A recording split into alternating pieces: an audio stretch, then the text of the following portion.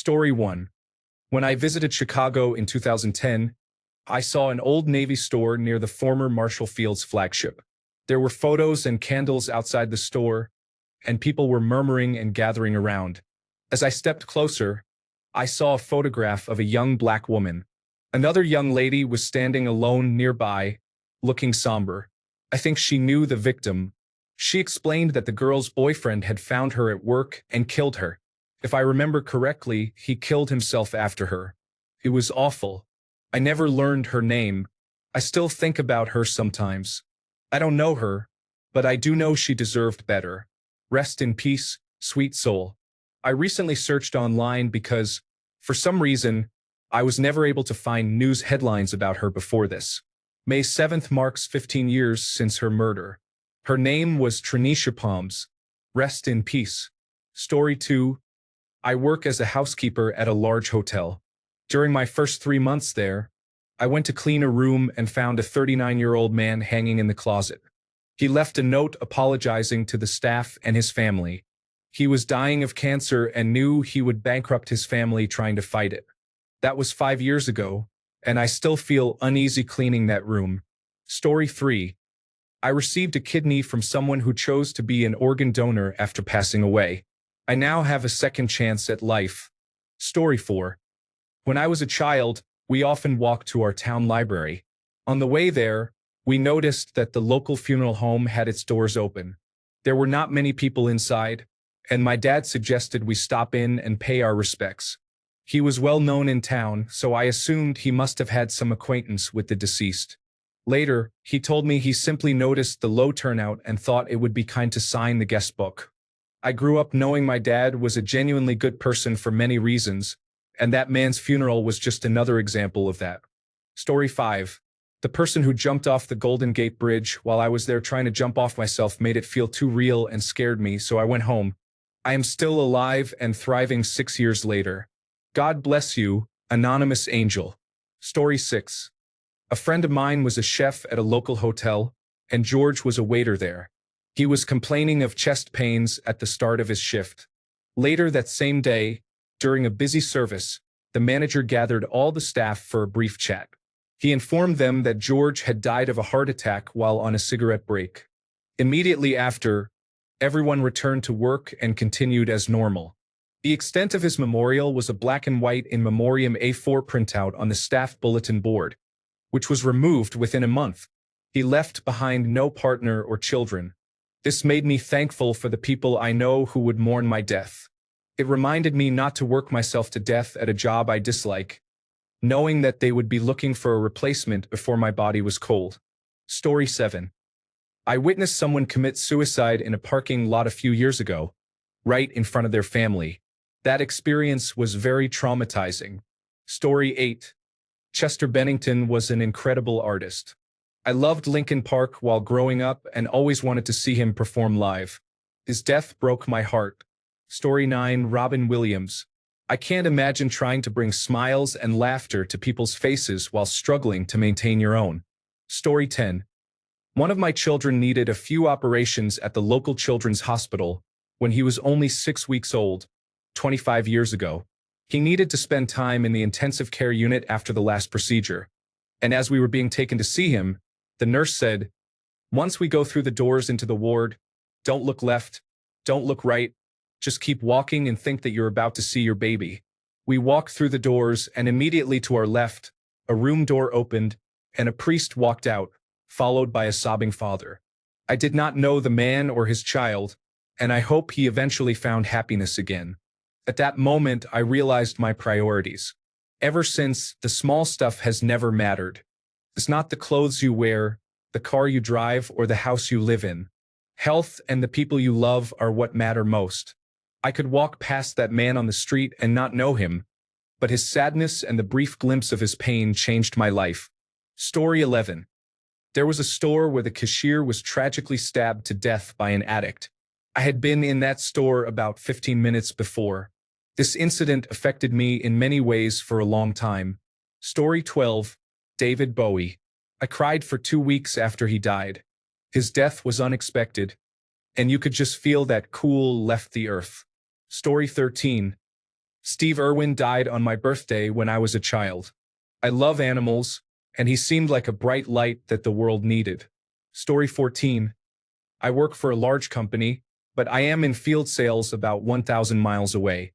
They send out thoughtful emails when someone in the company passes away. Once, there was a girl my age who was killed by a drunk driver who ran a red light. I was 24 at the time, and I sobbed the entire day. I still think about her frequently. We lived parallel lives and never knew each other. But I cannot imagine how sad her family must have been. Story 15. The cat on the street was lying dead, and another cat with similarly colored fur came, sniffed her, and realized she was dead. This other cat looked sad and confused. It was an incredibly depressing scene. I saw it through the bus window. I couldn't hold back my tears in public transport. Now I'm living with those flashbacks. Story 16. Growing up and seeing Matthew Perry as such a funny and happy person on Friends, only to learn that he had so much pain in his heart when he passed away, absolutely broke me. Story 17. There was a young man who used to go around to the bars and sing karaoke. He was severely speech impaired due to a traumatic brain injury from a BMX or motocross accident when he was younger. His helmet malfunctioned during the crash, resulting in his condition. It was incredibly sad. It was encouraging and heartwarming to see him still singing and enjoying life. Everyone seemed to love him, and he always appeared so happy to be alive. He would applaud others singing and was genuinely excited for them, being a wonderful source of positive energy. Then one day, the owner of the bar I frequent, who is also a family friend, informed me that he had taken his own life. I was devastated. I am still saddened by it to this day, and it has been about 6 years since then. Story 18. My 9th grade science teacher's wife suddenly got sick and died, with no explanation at all. We had talked to her on the speaker in class a couple of days before, and then she was just gone. It was the first time in my life that I felt so strongly about the death of someone. Maybe it was because it was the first time someone I partially knew died when I had a good grasp on the concept of death. Or maybe it was that I just talked to a really nice person who then suddenly passed away. Walking into class and being greeted by a classmate running up to me saying, "The doctor's wife died," will always hurt. It made me realize how fickle life is and how suddenly someone can be there one day and gone the next. Story 19. When I was in my freshman year of high school, my parents forced me to go to counseling for being gay. I think they genuinely thought the counselor would fix me. Instead, she got me into an adult-led support group for LGBTQ+ teens. The day I joined, the group was discussing a former member who was transgender and had taken her own life. Several of the group members had attended her funeral, where her family deadnamed and misgendered her, refusing to acknowledge her identity and gender. They all talked about how difficult and disheartening that was to witness. To this day, that experience has always stuck with me. Even though I never learned or failed to remember her name, that girl's death and the way she was disrespected after her passing has always stayed with me. I also remember hearing the Colby Calais song Bubbly shortly after that meeting because it was in heavy rotation on the radio, and to this day that song makes me very sad. Story 20. The 4 at Kent State, whose names I can remember are Krause and Schroeder, solidified my distrust of authority and changed my view forever. Story 21. I loved driving fast the minute I got my license and maintained that for years. I constantly treated the highway like it was a racetrack. If there was another car going fast, I felt the need to go even faster. One night, while driving my usual route, I hit the worst traffic I had ever seen. Eventually, I reached the cause of the traffic jam. A badly mangled car that had lost control and hit a tree. Flares were set up, and the number of police officers on the scene indicated it was serious. I found out later that the driver, who was the same age as me, did not survive. The cause of the accident was driving too fast. It was the day before Mother's Day, and I pictured my own mom receiving the news about me. This incident completely changed the way I drive. Who knows, it possibly saved my life. Story 22. My father. I never met him, at least not since I was too young to recall. He had a permanent restraining order against him. He was very sick and dangerous, and he either killed himself or was murdered in jail about a week before my wedding. I was 28 at the time, the oldest of his 6 children, though I have only met a couple of them. I was the only family member, including his extended family, also strangers to me, who was willing to bury the hatchet and claim his remains from the morgue. I believe everyone deserves dignity in death, even cruelly hurt individuals who have done monstrous things, which was not a sentiment shared by others. I understood, but it felt surreal to be the only one who cared, considering he was a complete stranger to me and someone who had caused deep harm to people I loved, including my mother. It was a very surreal experience, and challenging conversations had to take place. I navigated those weeks as if I were in a heavy rolling fog. I collided headfirst with emotional brick walls. It was exhausting to navigate so many people's trauma and their relationships with the past. I balanced others' feelings and boundaries like a new acrobat thrown onto a high wire from a training trampoline. In this way, I had to expose myself and be vulnerable to everyone else's history and stories, the terrible stories they felt compelled to share, and then wipe their hands clean of at the end, from these strangers who share my blood. I was tired from all the sudden knowing I had to do. Being a direct product and branch of that unfamiliar tree was bizarre. I thought, oh right, I'm part of this. It's part of me. All of these people and stories and happenings. This is strange. Okay, acknowledged. Let's circle back because I have more calls to make. I learned a lot about myself in those weeks. My capacity for forgiveness, empathy, and humility. I had been carrying such a heavy burden all my life, not realizing its weight until I allowed myself to put it down.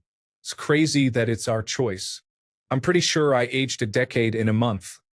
Growing pains, as it were. It's all part of the process. There is still more to learn. The road goes on in its strange way. Story 23. This boy from my school died when I was in about 11th grade. He committed suicide, and I never knew him personally. It impacted me because when a girl died a few weeks earlier, everyone lined the halls to celebrate her life, but there was nothing for him. Guess which one was considered popular? Story 24. Before COVID-19, I used to sit next to a coworker, and we would talk about vegan food and related topics. I discovered that he unexpectedly passed away due to a seizure. Story 25. The woman who worked at my gas station suddenly passed away. I saw her every day for years, and now she is just gone. Story 26. Back in September, I moved to a new area where we knew nobody. 2 weeks in, we were ravaged by Hurricane Helene. Our neighborhood was hit the worst, and we lost everything we owned. As the floods tore through the valley, they destroyed an entire community of homes that belonged to a single family. We spent weeks digging through debris looking for any bodies and found mainly body parts, as the surge of the water was so strong that it tore people apart. We eventually found everyone, or what remained. Rest in peace, Craig family. September 27, 2025. Fairview, North Carolina. Story 27. I saw the aftermath of a car accident on my way to the gym one morning. It was the kind of accident that made it clear someone did not leave the scene alive. One car was flipped, and the cab was completely crushed. This made me realize that life is too short to hold grudges. Story 28. Listening to the mother's grief after we pronounced her son dead led me to go on my most extreme drinking binge during my struggle with alcoholism. When I finally emerged from it, I quit, and it will be 4 years in November. Story 29. Krista McAuliffe when the Challenger space shuttle exploded. She was a civilian teacher and carried with her the hopes and dreams of many people, including myself. Story 30. The company I work for has a contract with Microsoft. Our Microsoft representative sadly passed away. In the same communication, they informed us of the details of the person who will replace him and assured us that our customer service will not be interrupted. We are all just replaceable numbers to them. Never prioritize work over your life. They will exhaust you and replace you soon after. Story 31. Chadwick Boseman. His death was sudden and made me realize how fleeting life is, but also how strong and indomitable the human spirit can be. Despite his struggles, he continued to shoot movies and live his life. I genuinely cried that day. Story 32. Not a complete stranger, but one of my friend's friends took his own life by jumping off a cliff in Ireland. Story 33. My former boss for my seasonal job had just gotten married, and his wife was pregnant when I worked with him. A few months after I left, I heard that his wife died after giving birth. It frustrates me that bad things happen to good people. Now I get nervous whenever any of my friends or family are pregnant. Story 34. Naya Rivera. I have my theories and frustrations towards Ryan Murphy, but the truth is, she died saving her son. She was an important character for me on Glee, and I was in the process of listening to her book and absorbing any information I could about her due to the Ariana Grande and Big Sean scandal. Obviously, Team Naya. When I heard she passed away, I was crushed. It felt like I lost a friend. Story 35.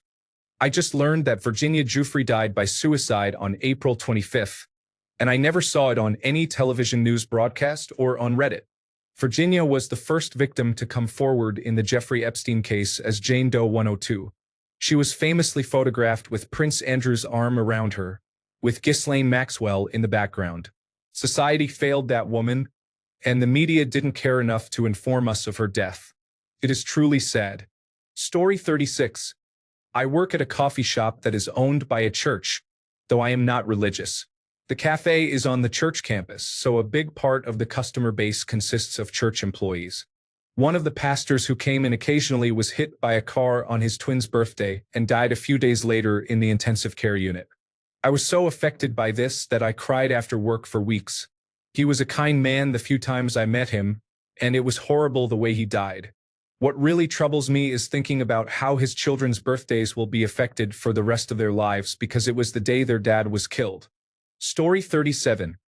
I am still upset about Jong Yoon's death. It has been almost a decade, and I am still angry about everything that happened to him. His sister tried to get him help, but the police did nothing until his father finally urged them to take action.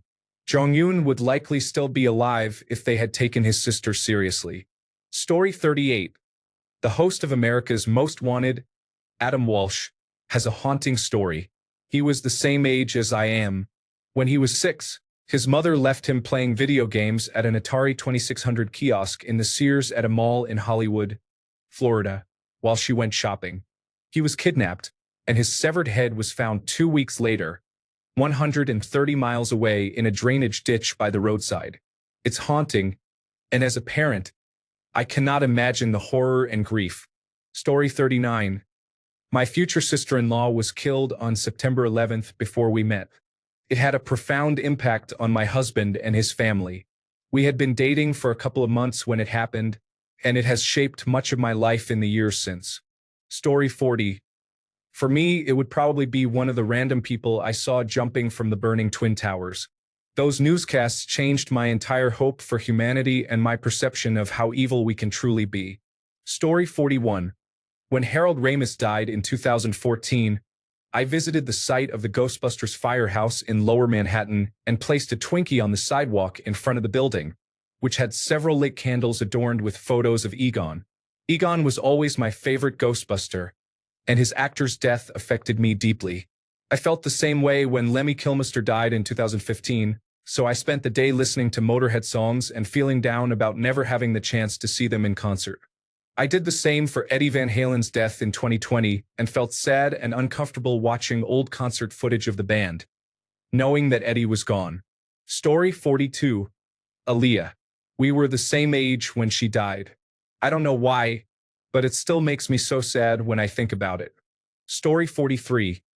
My boyfriend and I were making breakfast when he turned on the radio, and they were playing Queen songs. By the third song, I started feeling that something was very wrong, and then the announcer came on and spoke about Freddie Mercury's death. We turned off the stove and the radio and went back to bed to hold each other for a while. Story 44. A woman driving in front of us veered off the highway and crashed into a bridge pillar. She must have fallen asleep or suffered a medical emergency. My spouse and I were the first to run out and help. Her doors were crushed, and the car was on fire. There was no way to get her out. Strangers appeared to assist. They began ripping the car door open with their bare hands and a crowbar. They pulled her out and started performing cardiopulmonary resuscitation. Traffic was at a standstill and backed up for a long time. A nurse ran over, followed by a doctor, but she had already passed away. We searched social media for information about what happened, but only saw a traffic post. I commented my condolences and explained that I was there. Her family members messaged me. They had only been informed that there was an accident, with no details about what happened. I gently explained that it was quick and she seemed at peace. I also shared how many brave people came to help her, and even those stuck in traffic were grieving and praying too. She wasn't alone. She was surrounded by hundreds of people who cared. Years later, when my father passed away from cancer, I realized what a gift it was to be there and to tell him that I loved him. Story 45. Ken Block. I never thought I would really care about a celebrity's death, but his hit me. He is one of the main reasons for my love of motorsports. Story 46. When I was in graduate school, I had a work-study position. One day, I came into the office and found a lady unconscious at her desk. Troubled me for a while. Story 47. Sinead O'Connor. Oh gosh, that hit me hard. I often think of her, as I too was raised by a crazy, abusive Irish Catholic mother. Story 48. I went to the beach car park one evening on my way to a friend's house. I hopped out of the car and sat on a bench seat facing the entrance road when I heard a loud snapping of a tree branch. I looked around to find a man hanging from a tree near the playground. At first, I thought someone was playing a joke on me, as he looked like a ballistic dummy swinging away.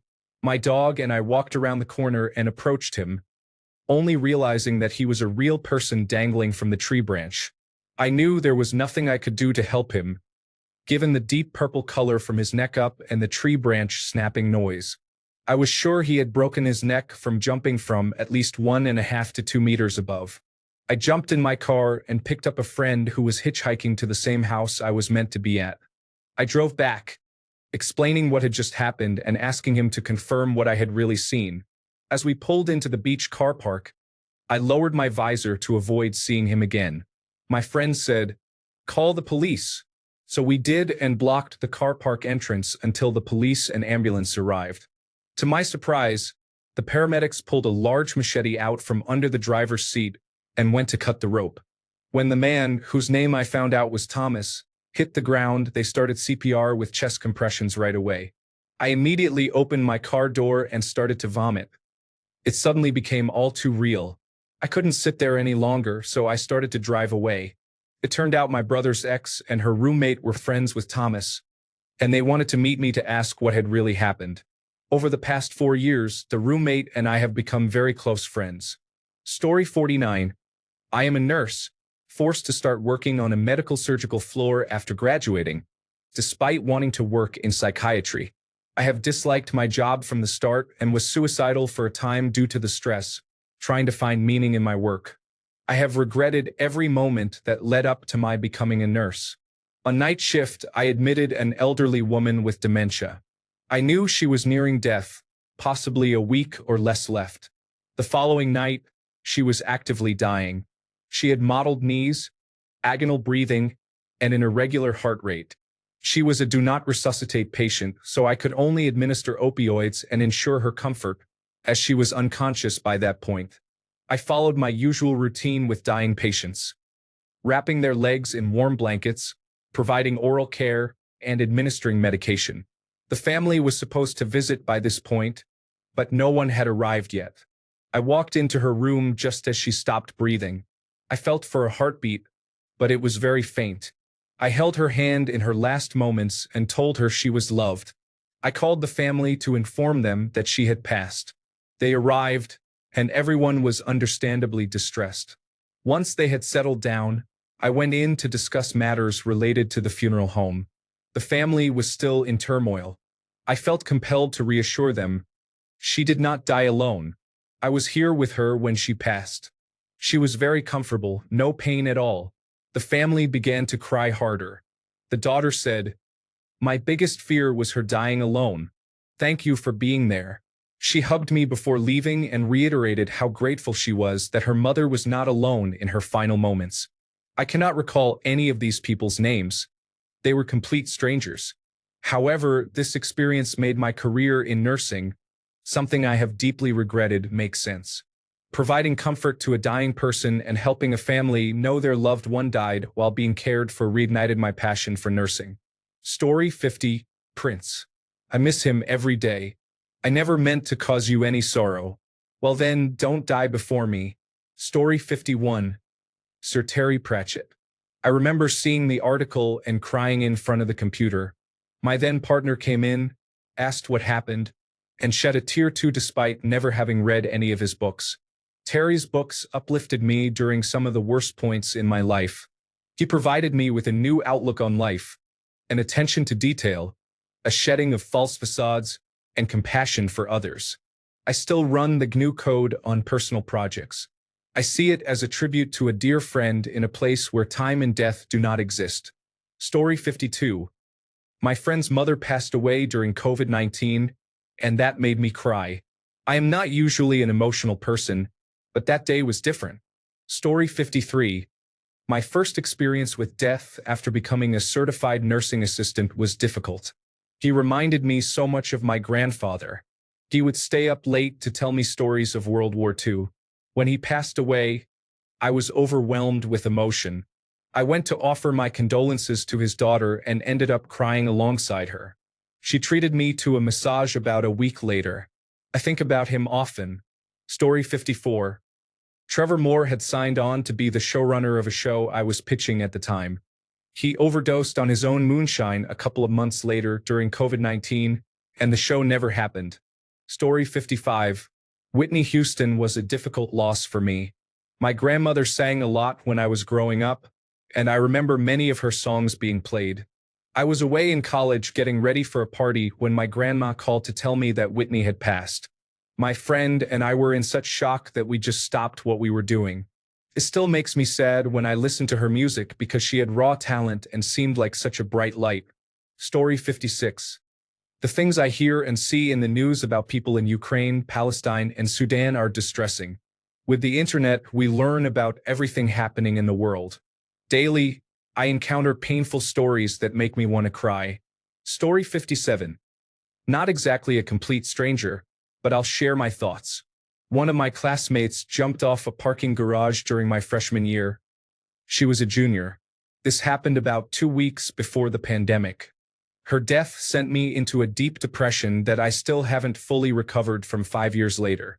If you're wondering whether your death will affect others, trust me, it will. Please don't end your life. So many people care about you and want you here. Story 58. Chester Bennington still feels a rush of emotions every time I hear his voice. The same goes for every time I hear the opening riff to Levels. Story 59.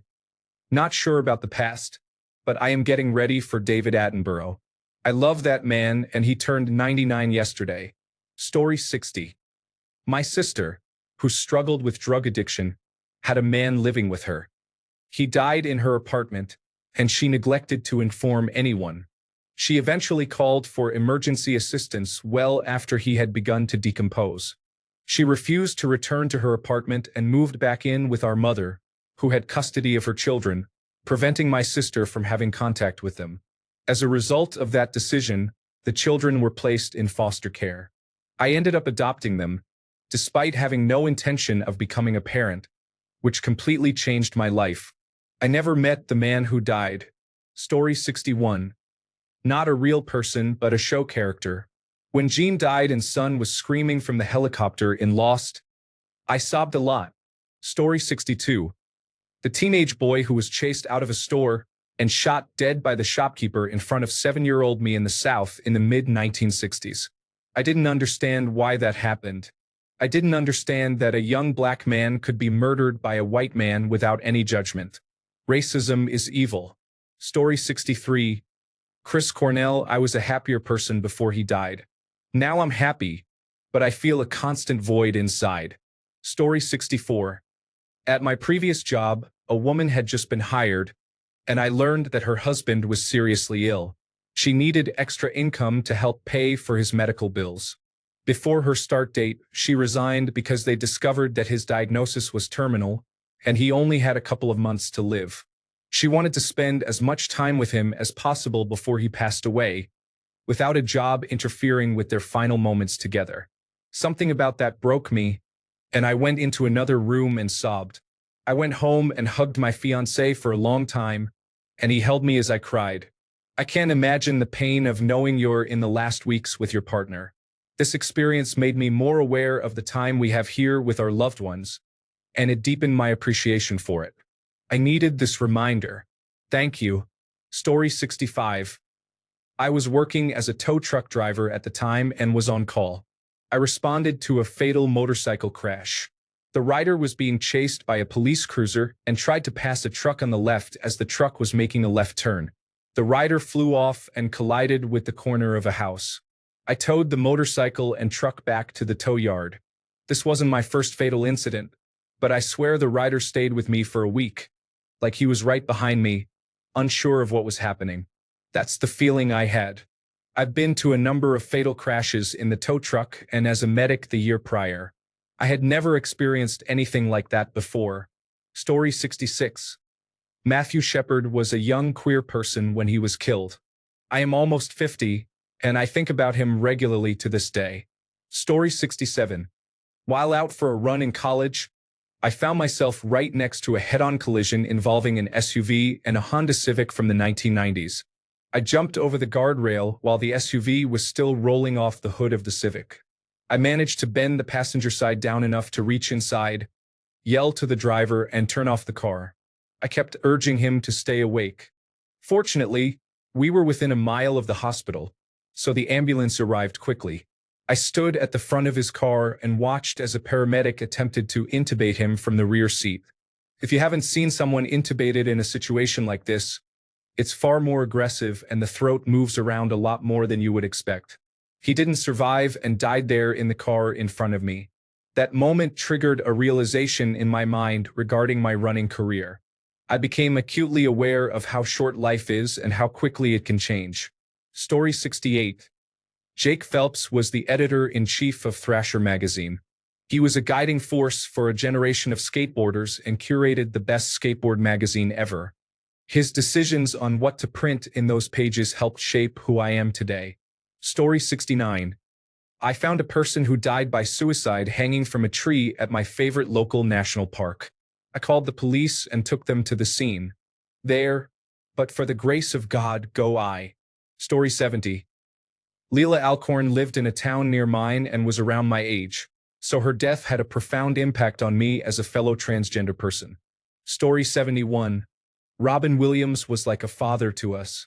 I also admired Anthony Bourdain. I would watch him on a small television screen in my room during middle school.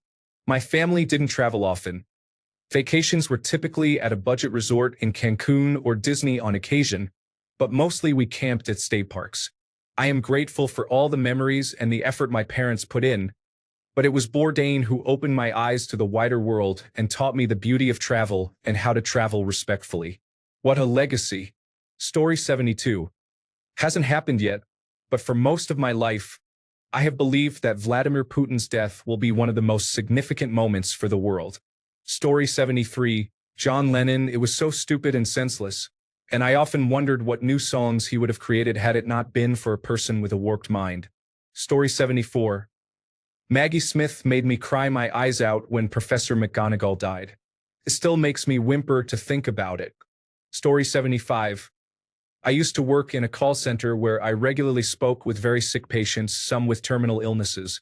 One time, I had a patient with late-stage cancer who had been transferred to my line, yelling and screaming at me because the company I worked for continued to make mistakes with the billing on her account.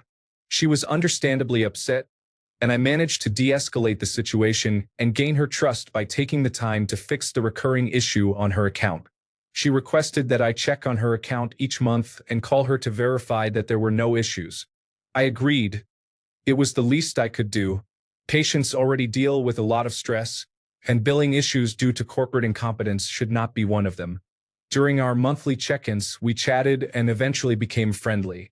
She would tell me about her family and what was happening in her life outside of her treatments, like plans for the weekend. Even though she had family around, it seemed like she was handling all her healthcare matters by herself. She would express how much her cancer affected her. Sometimes it felt like she just wanted to vent a little, and I would listen. One month, When I pulled up her account to prepare for our check-in, I saw a note entered by someone else. Our auto dialer must have called her family, who informed us that she had passed away a few days prior and that the account was closed. I was deeply upset after reading that. I had never met her, but I felt a connection with her. Even though I was just a 23-year-old working at a large corporate call center, I had only talked to her for 15 to 20 minutes each month. To this day, I occasionally think about that patient, and it makes me sad. My interactions with her taught me a lot about the importance of having empathy, even towards strangers, and especially in difficult situations. In summary, I built a good rapport with a terminal cancer patient while working at a call center before she passed away, which taught me the importance of empathy. Story 76. When I was growing up, my neighbor was an elderly man who was very handy and always outside working on his home, doing yard work and keeping busy. A few days before Mother's Day, my stepdad took my brother and me to the mall to buy my mom a gift. As we pulled out of our driveway, we saw my neighbor mowing the lawn. He stopped to say hello and asked where we were headed. I'll never forget his smile and how happy he was to hear we were going to treat Mom to something nice from the mall. My stepdad said he got an odd feeling as we drove away. Maybe he noticed our neighbor looked tired from mowing. I can't remember exactly. When we returned from the mall about an hour and a half later, we pulled onto our street and saw the lawnmower sitting in the middle of a yard, with the lawn about half cut. My stepdad said, "I have a bad feeling about this." He called our neighbors and asked them to do a wellness check. It turned out my neighbor had gone inside to lay down and passed away in his sleep from a heart attack. I couldn't believe he was gone. Just like that. His death made me realize how fragile life is and to cherish every interaction, treating each one as if it could be the last. Rest in peace, Ray. Story 77. Amanda Todd. I was 13 when she died. I had been groomed online and was sending pictures to adult men since I was 11. After she died, some friends made fun of her. I tried to stand up for her because I had been self-harming and sending pictures. I felt like I was seeing an older version of myself. While I didn't stop sending pictures completely due to my struggles with mental health and believing that was the only way to get love, I became smarter about it and stopped being friends with those people. I still think about her to this day. You are not forgotten, Amanda. Story 78. I worked as a substitute teacher. On my first day in a new district, the news broke that a teacher who had just retired died of a pulmonary embolism while scuba diving in Hawaii. His coworkers mentioned that he had been sharing his dream of scuba diving there for years. He worked for 35 years and passed away 2 weeks after retiring. This experience changed my perspective on work and taught me to take the time to enjoy life. You never know when your time is up. Story 79. As a 7-year-old gay American boy, Princess Diana's death hit hard for some reason. Fortunately, I had her commemorative beanie baby to comfort me. In class, we were supposed to give presentations about our heroes while dressed as them. I chose her but ended up dressing as Prince Charles instead. It was a missed opportunity to make my grand drag debut. I got my redemption 25 years later in a tribute performance. I entered the stage in a vintage wedding gown as Candle in the Wind played. White roses trickled down from the rafters. A wedding march began, and we heard Charles recite his vows. When it was Diana's turn, the track switched to You Ought to Know by Alanis Morissette. I removed the gown and unveiled the revenge dress. By the end, black petals cascaded down to meet me on the floor. Story 80. I was driving to school one day when I found that the entire road was closed, so I had to take an exit earlier than usual. I was confused about why it was closed, so I looked to find out that a 16-year-old boy, who had just received his driver's license, was hit as a driver was changing lanes. The impact pushed the boy into a pole, and his car caught fire, resulting in his tragic death. Just driving past the scene made it even more impactful. Story 81. Stan Lee. I grew up a comic book enthusiast and watched an interview where he said he chose the name Stan Lee because he was embarrassed to have his real name on comic books. Watching him become his pseudonym was such an inspiration to me. He was the main reason I started writing in the first place, and when he passed, it felt like a part of my passion for the art went with him. Story 82. My babysitter was taking care of me when she received the call that her father had died. I still remember it vividly. I was very young, so I didn't understand what was happening. Now that I'm older and have a better understanding, it remains a shocking and sad memory. Story 83. In Texas, a mother shot her own children after her husband asked for a divorce. Imagining that scene of a mother chasing her children and harming them in cold blood is unimaginable and heartbreaking. I can only think of the betrayal those poor children felt and the pain the husband experienced witnessing that act. It was the first time I had such strong feelings about strangers. I realized I was mistaken about the shooting taking place in the street. Story 84. Two children were struck by a drunk driver while playing in their yard next to their house. Their mother was inside the door and likely witnessed the incident. I think about them often. Story 85. I was walking down a sidewalk and nodded at a young woman waiting for the light to change so she could continue her morning jog. Seconds later, a car hit her in the crosswalk. I heard the impact and turned to see her 15 feet in the air. She landed about 50 feet away. I started running toward her. As I ran, I thought about what I would find. She was broken but conscious. I talked to her, and she looked me in the eyes. I tried to keep her talking and focused on me, but her eyes rolled back, and she passed away. Story 86. The first patient I scanned with ultrasound in the intensive care unit with COVID at the very beginning of the pandemic was unconscious, prone, and very sick. We knew practically nothing about the virus, and I was fearful of incorrectly donning or doffing my personal protective equipment, which could risk someone else getting sick. I always talk to my unresponsive patients, and I wonder if he heard me. Story 87. Leela Alcorn was a teenage transgender girl who took her own life after her family rejected her, sent her to conversion therapy, and withdrew her from school to isolate her from support networks. She posted on Reddit under the username Nostalgia Princess. Before I came out, I wrote an article in high school advocating for the banning of conversion therapy in her name. It still haunts me that she is buried under her dead name and her parents consider themselves the victims. It hurts to feel like things have worsened since she died. They improved for a little while, but now they are regressing. I'm so sorry, Leela. I will keep fighting for you and every other transgender child. I will not rest until transphobic abuse from parents and conversion therapy are illegal. I was a key witness in ensuring that California foster youth have the right to social transition and affirmation, and I was thinking of her when I spoke. Story 88. Kurt Cobain. I was too young to be aware of his death, but I eventually became obsessed with Nirvana. Discovering the circumstances of his death was my first exposure to depression, addiction, and suicide. His life story still holds a strange significance for me, even though I fully recognize that he was just a normal, confused human. Story 89. Kobe Bryant had an incredible work ethic and strived for excellence.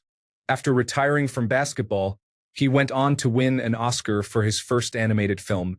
It was clear he had even more to contribute to the world, and it is a tragedy that we will not have the opportunity to see it due to his untimely death. Story 90. Steve Irwin still gets me depressed. I looked forward to his show after school and on weekends to learn and see the passion he had for conservation. The world needs more people like Steve Irwin.